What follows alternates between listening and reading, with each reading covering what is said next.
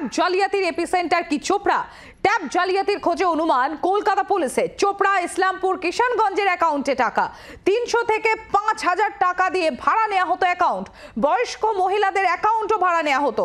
Tab জালিয়াতির অভিযোগে তদন্তে নেমে এমনই অনুমান পুলিশের। টাকা জমা পড়ার 1-2 ঘন্টার মধ্যেই ফাঁকা অ্যাকাউন্ট। সেন্ট্রালাইজড কোনো জায়গা থেকে তথ্য কারচুপি।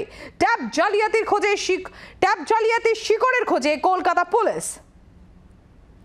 ট্যাব জালিয়াতির এপিসেন্টার কি চোপড়া? ট্যাব জালিয়াতির খোঁজে অনুমান কলকাতা পুলিশের। চোপড়া ইসলামপুর কিষানগঞ্জের অ্যাকাউন্ট থেকে টাকা 300 থেকে 5000 টাকা দিয়ে ভাড়া নেওয়া হতো অ্যাকাউন্ট। বয়স্ক মহিলাদের অ্যাকাউন্টও ভাড়া নেওয়া হতো।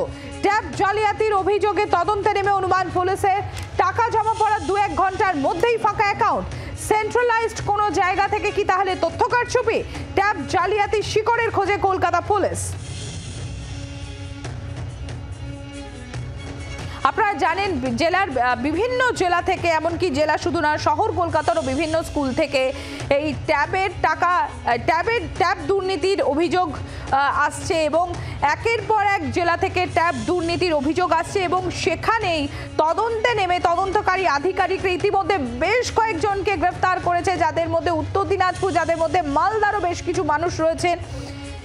আমাদের প্রতিনিধি ভবানন্দ সিংহ আমাদের সঙ্গে রয়েছে। ভবানন্দ, এই যে ট্যাব জালিয়াতি বা ট্যাব দুর্নীতি, সেই দুর্নীতির শিকড়ের খোঁজে যখন তদন্তকারী অফিসাররা সেখানে গিয়ে একের পর এক দেখা যাচ্ছে যে চোপড়া, ইসলামপুর, কিষানগঞ্জ এই জায়গাটাই কি তাহলে এপিসেন্টার?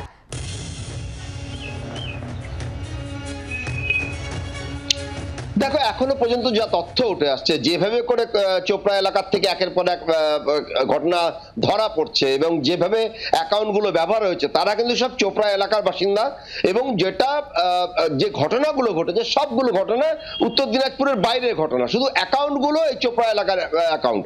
স্বাভাবিকভাবেই এখন তদন্তকারী আধিকারিক যারা এই ঘটনা তদন্ত করছে, যে সমস্ত জায়গায় এই ঘটনার অভিযোগ জমা পড়েছে, তারা এসে এই চোপড়া এলাকায় এসে ইসলামপুর জেলা পুলিশের সঙ্গে বৈঠক করছে এবং সেই এলাকার মানুষজনের যে নেটওয়ার্ক, তারা যে কাজকর্ম করে সেগুলো বোঝার চেষ্টা করছে।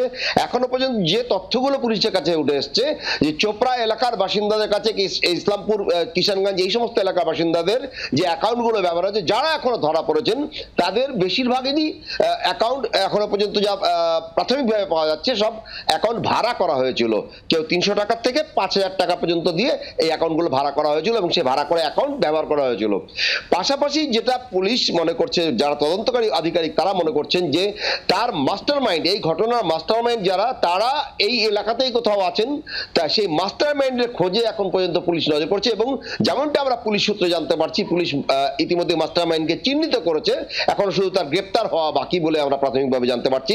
তবে এই ঘটনার সঙ্গে AEPS আধার জালিয়াতি যে ঘটনা উত্তর দিনাজপুর থেকে খুঁজে পাওয়া গেছিল, সেই ঘটনায় কিন্তু AEPS ঘটনাকেও কিন্তু মাথায় রেখে তদন্তকে এগিয়ে নিয়ে যাওয়া হচ্ছে এবং গোটা ঘটনায় গোয়েন্দা দপ্তর, পুলিশের গোয়েন্দা বিভাগ যথেষ্ট গুরুত্ব সহকারে দেখছে এবং কাউকে ছাড়া হবে না বলেই মনোভাব নিয়ে পুলিশ তদন্ত চালাচ্ছে।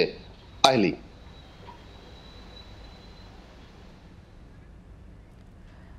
ভবানন্দ, এখানেই জানতে চাইবো আরো একটা বিষয়, যে কোন পদ্ধতি ধরে বা কোন সূত্র ধরে ধরে গোয়েন্দারা এগোচ্ছে, কিরকম ভাবে একের পর এক পর্দা উঠছে এই জালিয়াতিটা থেকে, সেটা যদি একটু বিস্তারিত বলো ভবানন্দ।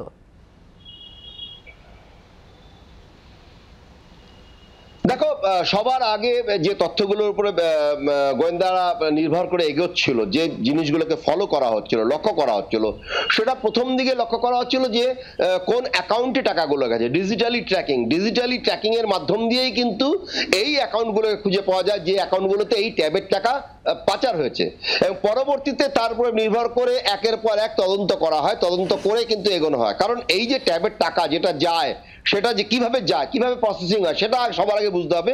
পুলিশের তদন্তকারী আধিকারিকরা সেই তথ্যগুলো আগে বার করেছে যে এটা বাংলার শিক্ষা পোর্টাল দিয়ে একটা নাম এনটাইটেলড হয়, সেই নামগুলো জমা পড়ে, হেডমাস্টার সেই ইউজার আইডি এবং পাসওয়ার্ড জানে, হেডমাস্টার মশাই তিনি এটা জমা করেন এবং পরবর্তীতে কিন্তু সেটা ডিআই অফিস হয়ে একদম রাজ্যের কাছে এই পোর্টালের সমস্ত তথ্য যায় এবং সেখান থেকে স্যাংশন হয়ে ট্রেজারির মাধ্যমে এই টাকা কিন্তু ছাত্ররা পায়।